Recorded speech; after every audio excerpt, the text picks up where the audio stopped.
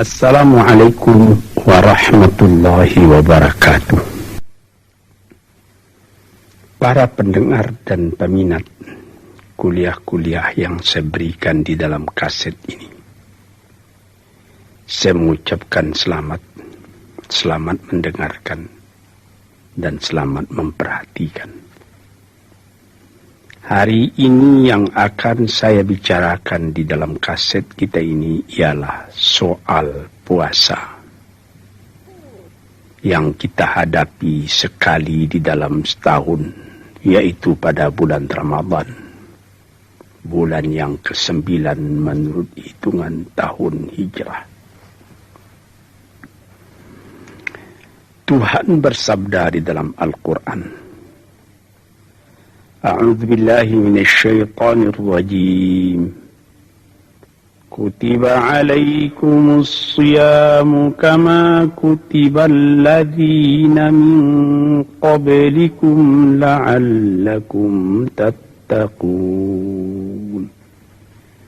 Ayyaman ma'dudat. Telah diperintahkan oleh Tuhan kepadamu mengerjakan puasa, sebagaimana telah diperintahkan pula hal yang demikian ini kepada umat yang terdahulu daripadamu. Maksudnya ialah supaya kamu bertambah takwa kepada Allah. Dan bilangannya pun tidak banyak. Ayyamam ma'dudat, pada beberapa hari yang dapat dihitung. Maksudnya bulan Hijriyah itu atau menurut perhitungan bulan 29 dan 30. Berbeda dengan Syamsiah, perhitungan matahari antara 30 dan 31, dan satu yang 28. Sekali 4 bulan, dia 4 tahun jadi 29. Maka di dalam perhitungan bulan itu datanglah perintah puasa kepada kita. Maksud puasa itu disebutkan lagi, la'allakum tattaqun, supaya hubunganmu dengan Allah itu selalu terpelihara, hubungan yang baik. Sebab kita semuanya mengakui bertuhan kepada Allah, mengakui sebagaimana kebanyakan kita kaum muslimin bahwa kita orang Islam. Tetapi pengakuan saja belumlah cukup kalau tidak dituruti dengan perbuatan. Perbuatan itu menambah teguhnya hubungan kita, menambah kesadaran pada diri kita sendiri tentang hubungan kita dengan Tuhan. Itulah maksud la'allakum tattaqun. Karena kita dapat memperhatikan sendiri berapa banyak orang yang mengakui memeluk suatu agama, tapi tidak ada getaran ke dalam jiwanya sendiri pemelukan agama itu. Kita disuruhkan sekali atau sebulan di dalam setahun mengokohkan hubungan dengan Allah dengan mengerjakan perintahnya, mengerjakan puasa. Bagaimana dikatakan bertambah teguh hubungan dengan Tuhan? Karena di dalam mengerjakan puasa itu kita insaf bahwa yang memerintah kita tidak yang lain melainkan Tuhan. Tiap-tiap kita barangkali akan merasakan kalau sekiranya ada orang lain selain Allah yang melarang kita makan siang hari, kita tidak akan setia menuruti perintah orang lain itu. Kita cuma setia menuruti perintah Allah. Di sini timbulnya kontak antara diri sendiri dengan Tuhan. Apabila kita telah mengerjakan perintah Tuhan itu dengan insaf, timbullah perubahan dalam jiwa kita sendiri. Kita tidak merasa kesepian lagi dalam hidup ini. Kita merasa ada hubungan dengan Tuhan. Inilah maksudnya la'allakum tattaqun itu. Supaya kamu bertambah teguh hubunganmu dengan Tuhanmu. Kemudian dikatakan pula bahwa bilangannya tidak banyak, tidak terus menerus sampai 6-7 bulan atau tidak terus menerus sampai hubungan 1 tahun, tidak. Cukup sebulan Ramadan saja. Sebulan itu sudah cukup kita mengerjakan dengan penuh keinsafan, melaparkan perut kita, kita tidak minum, kita tidak makan, dengan kesadaran. Para peminat kuliah-kuliah ini yang berbahagia, ada orang mengatakan, katanya, kita mau bebas, kita mau merdeka. Sekarang kita dilarang makan, dilarang minum siang hari. Bukankah itu mengurangi kemerdekaan kita, menghambat kebebasan kita? Ini ada yang bertanya begini, tetapi saya akan menjawab sebaliknya. Dengan mengerjakan puasa ini, kita terang-terang memutuk kemerdekaan jiwa kita sendiri.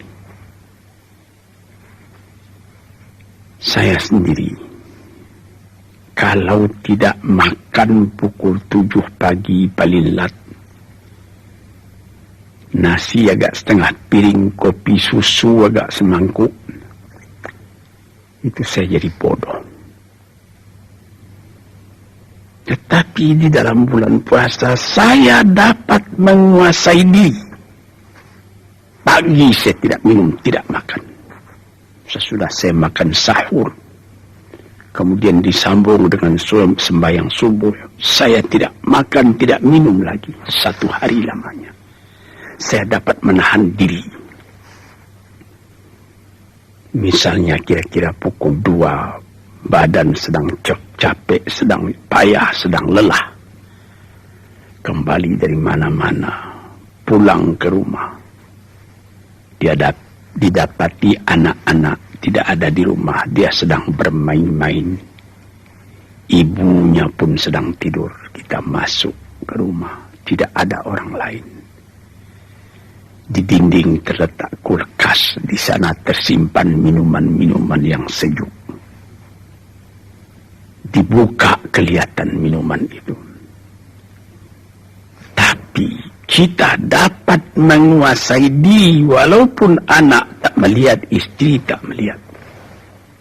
Kita bisa tidak mau minum karena Allah yang melarang minum. Inilah hikmat puasa. Pendidikan disiplin kepada diri sendiri. Apabila orang sebagaimana dikatakan oleh orang Arab, man lam yastati' qiyadata nafsihi lan yastati'a qiyadata ghairihi. Orang yang tidak ada kesanggupan mengatur dirinya sendiri, jangan harap dia dapat mengatur orang lain. Jadi didikan puasa itu adalah didikan yang disebut dalam kata-kata modern sekarang ini introspeksi. Mengatur diri kita sendiri, menguasainya, sehingga hawa nafsu kita tidak dapat mempengaruhi kita. Jiwa yang seperti ini dididik sekurang-kurangnya sebulan di dalam 1 tahun. Maka terasalah ke dalam diri sendiri, diri kita hidup, diri kita berdisiplin, kita berhubungan dengan Allah. Apatah lagi di dalam bulan puasa itu dianjurkan lagi kita memperbanyak ibadat kepada Tuhan. Memperbanyak membaca Al-Quran. Memperbanyak zikir. Ingat kepada Allah. Cara negatif kita tidak bercakap. Cara positif kita membaca Al-Quran. Cara negatif terlarang kita bergaul dengan orang lain kalau tidak berfaedah. Tapi cara positifnya kita dianjurkan bergaul dengan orang lain di dalam membaca Al-Quran. Demikianlah terus sebulan lamanya. Tentu saja akan besar pengaruhnya kepada diri kita sendiri. Keadaan yang demikian itu. Apatah lagi sesudah kita berbuka puasa. Kita bersiap lagi buat datang ke masjid melakukan sembahyang tarawih dengan berjamaah. Sebulan lamanya. Kita mengalami bahwa orang-orang yang mencukupkan puasanya dengan tarawih. Dia berkumpul ke dalam masjid beramai-ramai, besar, kecil, tua, muda. Gembira masjid pada waktu itu. Sembahyang tarawih itu juga tidak lama.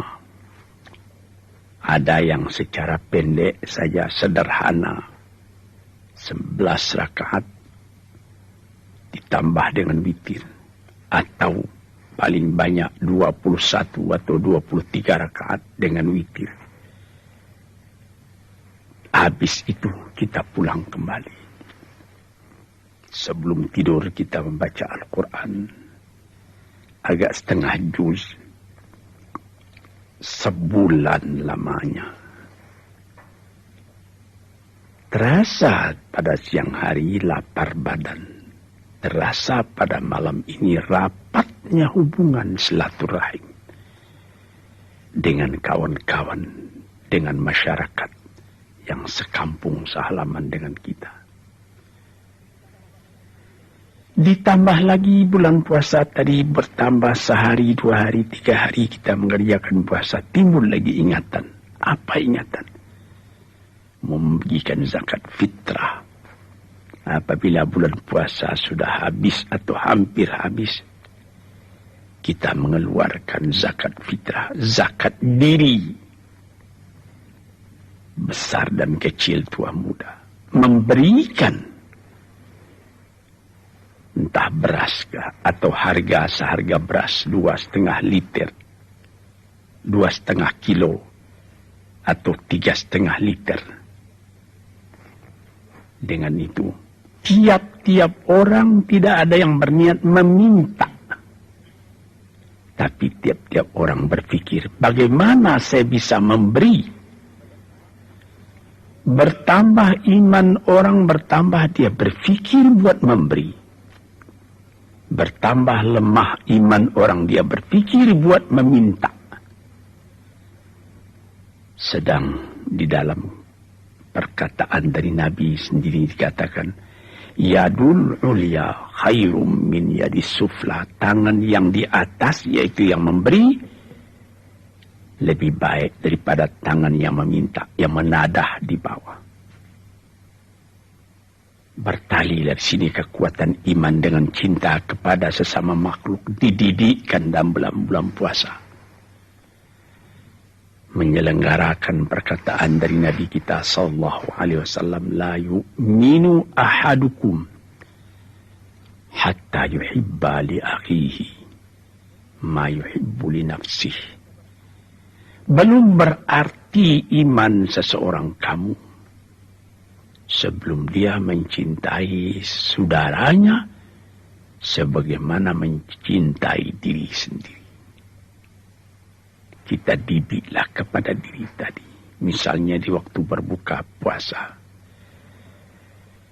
2, 3, 4, 5 perbukaan yang terletak di hadapan kita. Sambal-sambal macam-macam. Kita makan bersama dengan gembira. Tapi kita juga mengingat ada orang lain yang puasanya itu lebih lama dari kita karena tidak ada yang akan dimakan. Orang puasa 1 hari, dia kadang-kadang 2 hari tidak makan. Nah, di sini, dalam rasa cinta tadi, kita disuruh rapat hubungan dengan yang saya katakan tadi, bertarawih. Di dalam bertarawih itu kita bersaf, sembahyang bersama-sama. Di waktu sembahyang itu kita dapat melihat mana kawan kita yang hidupnya itu kurang dari sederhana. Mencari beras 1 liter, 2 liter 1 hari bukan main sukarnya. Ini nanti yang kita pikirkan bagaimana supaya mensedekahi dia. Dan kalau datang nanti penghabisan puasa, bagaimana supaya dia dapat diberi fitrah. Sehingga meratalah tiap tahun sekali dipraktekkan, dikonkretkan keadilan sosial yang merata itu dalam masyarakat kita kaum muslim. Ini salah satu hikmat yang terkandung di dalam mengerjakan puasa itu. Apabila kita hidup kenyang saja terus, pikiran itu pun sudah lebih banyak terhadap kepada kebendaan. Bagaimana keuntungan bisa dapat.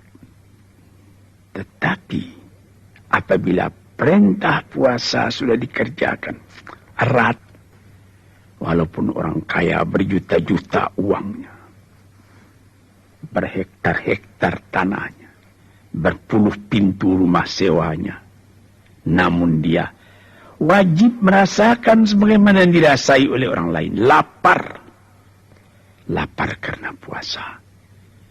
Di situ dia juga bisa berpikir, sedangkan cuma lapar 1 hari aku pun lemah. Bagaimanalah umat, bagaimanalah rakyat, bagaimanalah kaumku yang kadang makan, kadang tidak. Mencari sesuap pagi, sesuap petang, bukan main susahnya. Ini salah satu hikmat yang terkandung di dalam mengerjakan puasa itu. Dan kita di waktu itu disuruh juga memperhatikan bahwa di samping perut kita yang kejang, yang kenyang,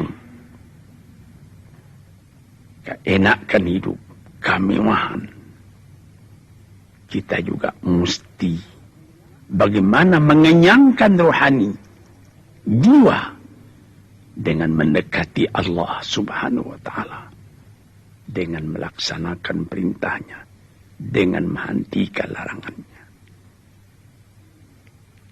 Inilah hikmat yang terkandung di dalam mengerjakan puasa itu. Di situ terasa naiknya tingkat iman kita. Kita tidak lagi semata-mata memikirkan bagaimana supaya perut berisi. Kita juga memikirkan bagaimana supaya jiwa berisi. Sesuai dengan hadis yang pernah disabdakan oleh Nabi kita. Man shama Ramadana imanan wa ihtisaban, ghufira lahu ma taqaddama min dhanbihi wa ma ta'akhkhara. Barang siapa yang puasa bulan Ramadan dengan iman, wahtisaban, dengan perhitungan keadaan diri sendiri, perhitungan berapa baru kebajikan yang dapat saya amalkan dalam dunia ini, berapa kelalaian dan kelengahan dalam hidup saya, bagaimana saya bisa mengisi hidup itu dengan nilai-nilai yang tinggi yang akan membawa kebahagiaan saya hidup di dunia. dan kebahagiaan pula di akhirat. Kalau kita kerjakan puasa dengan demikian itu, Tuhan Allah berjanji akan diampuni dosa. Ghufira lahu, akan diampuni baginya ma taqaddama min dzambihi, kalau ada dosa-dosanya yang telah terdahulu. Malah ditambah lagi dalam satu hadis, wa ma ta'akhkhara, ada keadaan sesudah puasa khatir-khatir tidak baik dalam hati kita, itu juga bisa diampuni. Apa artinya? Bukan dikerjakan lalu diampuni. Tidak mau kita mengerjakan lagi yang tidak diridai oleh Tuhan. Sebab kita punya jiwa sudah terlatih dalam bulan puasa. Ini maksudnya. Sebab itu, maka kita fikirkanlah tiap-tiap hari yang kita lalui dalam bulan puasa tadi. Malamnya dan siangnya. Sedangkan orang berlatih misalnya P4, berlatih dalam pekerjaan-pekerjaan yang lain. Latihan sebulan itu namanya sudah latihan banyak. Sekarang tiap tahun sebulan, tidakkah akan berubah jiwa kita daripada buruk kepada baik? Tidakkah akan ada perubahan kita, pandangan kita terhadap kepada hidup? Apakah kita akan cuma tinggal rendah? Tidak ada kesadaran, tidak ada keinsafan bahwa hidup yang sejati itu ialah kebersihan jiwa. Usaha menjauhi perbuatan yang buruk, usaha memperbanyak perbuatan yang baik di dalam kehidupan kita. Saudara-saudara, tuan-tuan yang saya hormati, setelah kita bicarakan bagaimana hikmat puasa untuk mempertinggi nilai diri kita sendiri di hadapan Allah, namun agama tidaklah memaksa seorang manusia lebih daripada kekuatannya. Sebagaimana sabda Tuhan, la yukallifullahu nafsan illa wus'aha. Tidaklah Allah Ta'ala memberatkan kepada seseorang, kepada satu diri, beban yang dia tidak sempat, tidak kuat memikurinya. Sebab itu dalam hikmah yang tertinggi mengerjakan puasa itu, pengecualiannya pun ada. Itulah kasih sayangnya Allah kepada kita. Baik mengerjakan puasa, atau mengerjakan sembahyang, atau mengerjakan haji. Rukun-rukun, tiang-tiang yang berat, yang menjadi pokok, ada kecualinya. Misalnya kita disuruh sembahyang berdiri. Kalau kita tidak kuat berdiri karena kita sakit, kita diizinkan duduk, tidak dipaksa juga berdiri. Dan kalau penyakit payah sehingga duduk pun tidak bisa, kita disuruh boleh kita tidur terus. Asal apabila sembahyang waktunya datang, kita tetap mengerjakan sembahyang itu. Padahal berdiri itu menjadi syarat tadinya bagi sahnya sembahyang. Kita mesti berwudu, tidak berwudu tidak sah sembahyang. Tapi kalau badan sakit, ada penyakit yang menyebabkan tidak bisa kena air, boleh kita bertayamum, menggosok badan dengan tanah. Kita diwajibkan sekurang-kurangnya seumur hidup agak sekali pergi ke Mekah wajib ke Mekah. Tapi ada ujungnya. Man istata'a ilaihi sabila. Orang yang telah kuat dia buat pergi ke sana. Membayar kapal terbang misalnya. Atau semasa kapal api, kapal laut. Naik kapal dengan aman. Kalau belum ada ongkos, belum wajib. Itu keringanannya. Sama sekali perintah Tuhan. Ada syarat rukunnya yang mutlak, tetapi ada pengecualian. Begitu juga puasa ini. Tadi saya terangkan, la'allakum tattaqun, supaya kamu bertambah teguh hubunganmu dengan Allah. Tapi diberikan terang juga. Fa in kuntum maridan aw ala safarin fa'iddatum min ayyamin ukhar. Kalau kamu sakit atau kamu di dalam perjalanan, boleh kamu hitung saya di hari yang lain. Tak usah kamu puasa ketika sakit itu. Tak usah kamu puasa ketika dalam perjalanan itu. Ganti saja di hari yang lain nanti. Lalu di ujung ayat dikatakannya, yuridullahu bikumul yusra wa la yuridu bikumul usra. Allah Ta'ala mau kamu itu yang mudah. Kalau secara orang sekarangnya, yang rileks, yang fleksibel, tak usah memberati. Tapi orang yang kuat, dia punya iman, tidak sampai hati pula dia buat meninggalkan. Nah, disinilah kasih Allah dan cinta kita manusia. Saya ingat, tuan-tuan yang terhormat, ayah saya sendiri. Beliau terkenal seorang alim besar, seorang ulama, seorang sufi. Kawan saya, Dr. Ali Akbar, yang mengobat beliau waktu itu, memberikan advice kepadanya. Abuya ini tidak usah puasa lagi. Dalam Al-Quran pun sudah boleh Buya melepaskan puasa. Buya sudah tidak kuat lagi. Beliau diam saja. Dan beliau terus puasa. Sehabis puasa, dokter datang ke rumahnya. Melihat beliau. Beliau kelihatan gembira. Apa katanya? Ali Akbar, Abuya masih puasa lagi. Ya kan sudah boleh Buya lepaskan. Benar.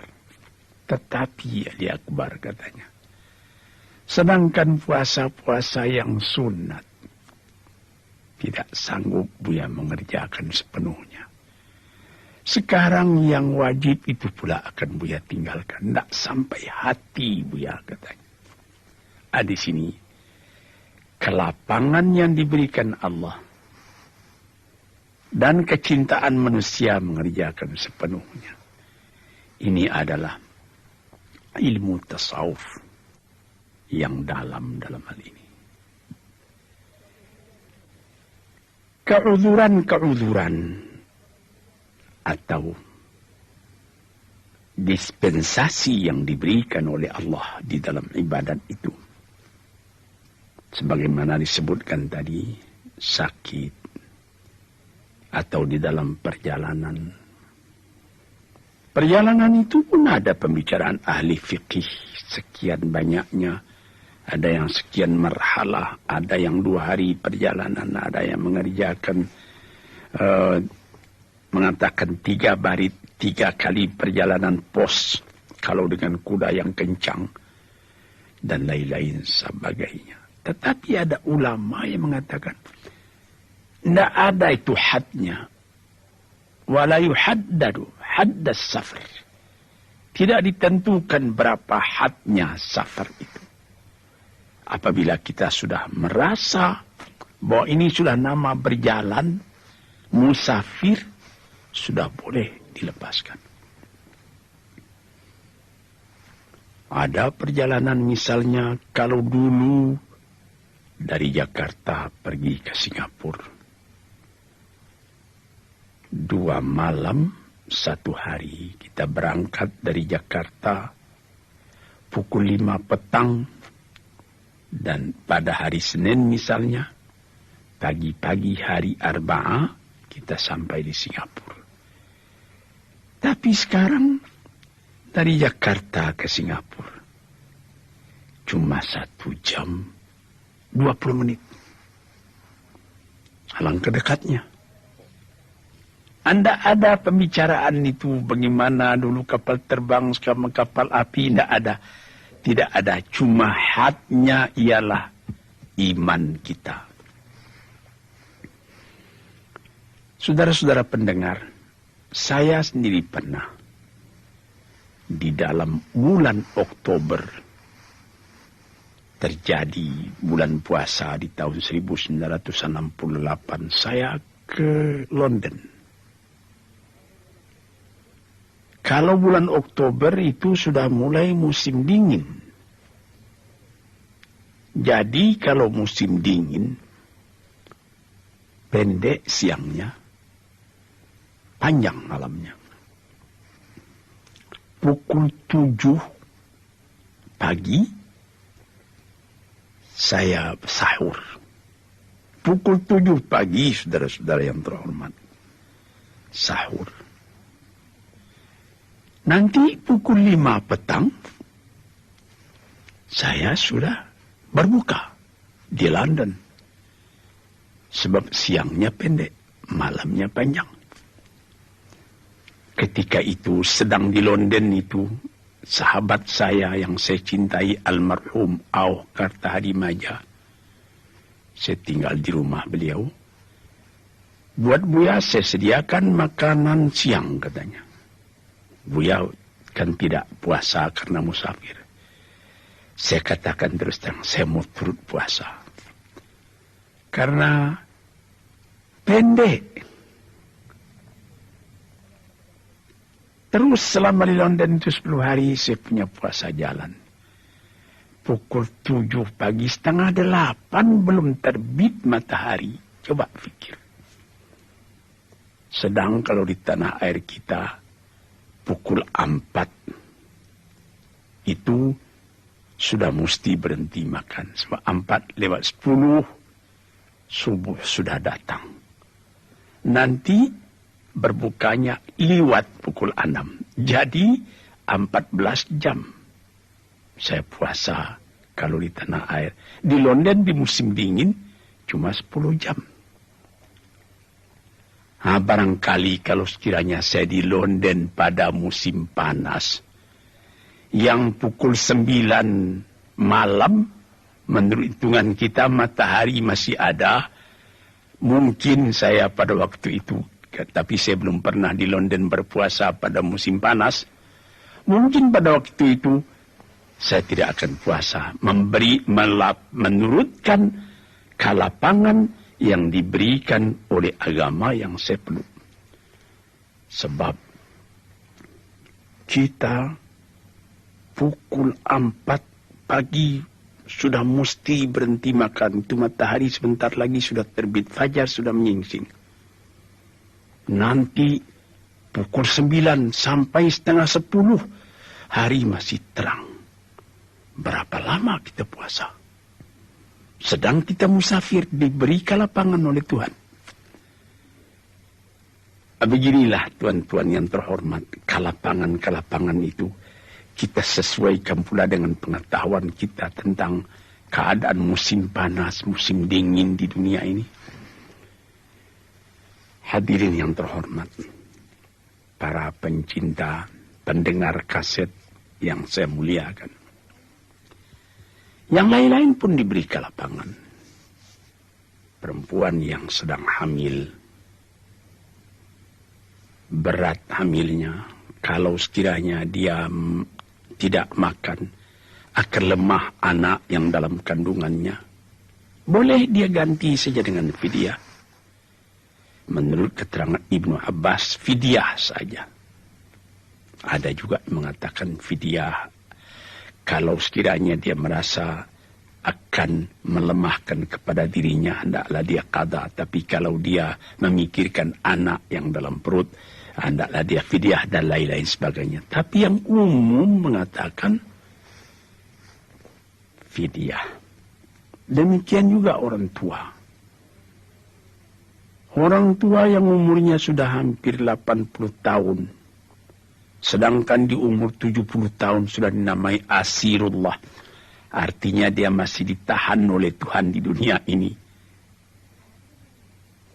Ada yang sanggup dia puasa.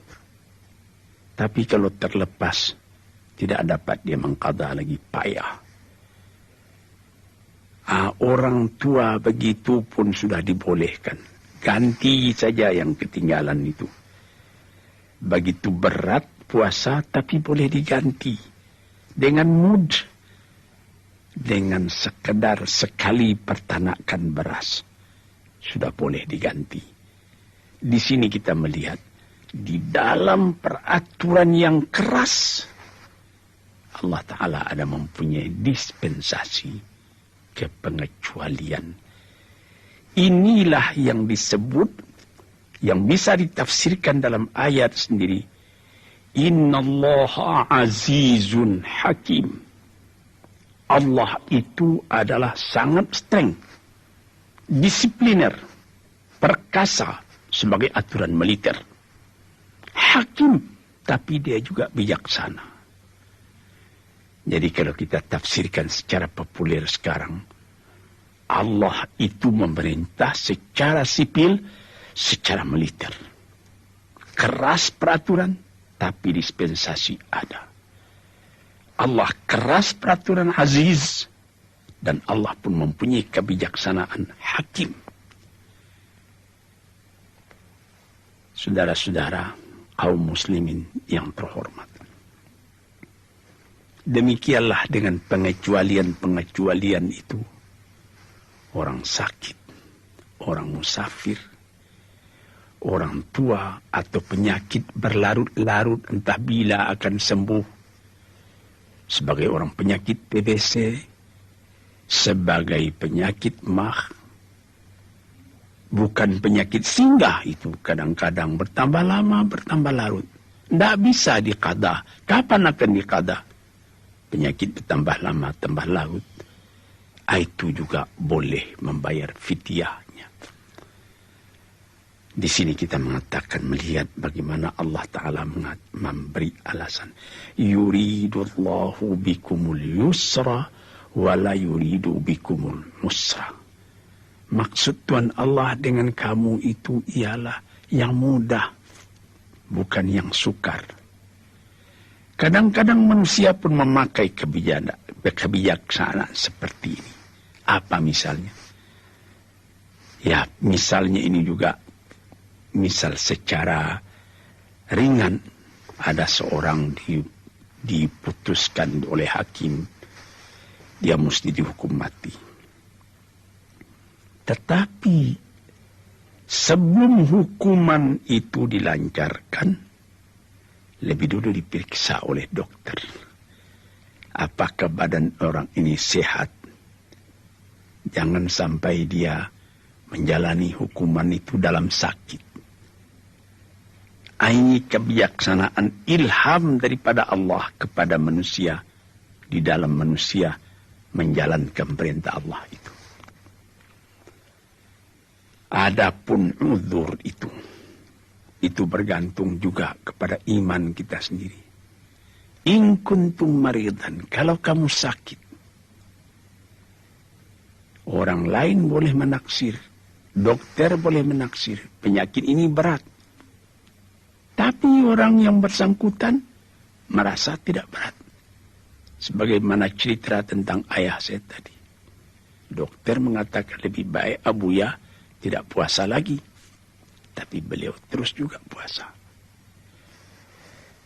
Tuan-tuan, inilah beberapa hikmat daripada puasa yang kita kerjakan dengan hati kita yang tunduk, merasai bahwa kita adalah hamba Allah. Wa ma khalaqtul jinna wal insa illa liya'budun. Tidaklah aku jadikan jin manusia dan manusia lain tidak melainkan untuk menghambakan diri, mematuhi perintah dan setia kepada Allah Subhanahu wa taala. Dengan kesetiaan kita itu, sebagaimana katakan pada pendahuluan tadi, menambah naik tingkat martabat kita. Yarfa'illahu alladhina amanu walladhina utul ilma darajatin. Diangkat derajatnya, martabatnya, pangkatnya oleh Allah orang yang berilmu dan orang yang beriman setinggi-tingginya diangkat oleh Tuhan. Berbekas kepada hidup kita sendiri, ketenangan kita melihat alam. Dan kita boleh merasakan sendiri apabila kita kerjakan puasa ini dengan setia, sebudal lamanya, 29 atau 30. Pada hari terakhir, kedengaran takbir, lalu keluar maklumat, baik di radio atau di televisi, mengatakan besok kita sudah berhari raya. Sebagaimana tradisi di negeri kita, di mana-mana kedengaran beduk berbunyi bersaut-sautan. Takbir menggema di mana-mana, di jalan raya, di pelosok jauh, di kampung-kampung. Malah seketika saya ke Irian Jaya, kawan-kawan di sana mengatakan bahwa pada malam takbiran di Irian Jaya itu lebih hebat daripada malam-malam yang lain. Mobil-mobil keluar, berpasangan lilin, berpasangan lampu listrik di muka-muka rumah orang. Di bukit-bukit, di lembah-lembah kedengaran takbir bersama-sama. Besoknya terjadilah Aidil Fitri. Muka kita lebih cerah. Hati kita senang. Kewajiban kita telah kita bayarkan. Perintah Allah telah dilaksanakan. Puasa sudah kita kerjakan. Fitrah pun sudah dibayar. Allahu Akbar, Allahu Akbar, Allahu Akbar. La ilaha illallah, Allahu Akbar. Allahu Akbar walillahil hamd. Allahu Akbar wa la na'budu illa iyyahu mukhlisina lahuddin walau karihal kafirun. Allahu Akbar كبيرا والحمد لله كثيرا وسبحان الله بكرة وأصيلا لا إله إلا الله وحده ونصر عبده وأعز جنده وهزم الأحزاب وحده لا إله إلا الله والله أكبر Allahu Akbar walillahil hamd. Fajar menyingsing, matahari pun naik, langit lebih cerah, orang berkerumun pergi sembahyang ke tempat beribadat. Baik ke tanah lapang yang luas atau ke dalam masjid yang besar. Setelah selesai mengerjakan sembahyang, mendengarkan khutbah, kita bersalam-salaman antara satu sama lain. Tidak meminta maaf pada orang, tetapi memberi maaf, memberi. Tuan-tuan hadirin, tuan-tuan pendengar kaset yang saya muliakan, disinilah terasanya halawatul iman, manisnya iman kepada Allah, berat dipikul, ringan dijinjing. Langit ditengadah, bukit didaki, lurah diterjuni, dicari ridha Allah Subhanahu wa ta'ala dalam alam ini. Sekianlah keterangan saya tentang hikmat mengerjakan puasa ini. Assalamualaikum warahmatullahi wabarakatuh.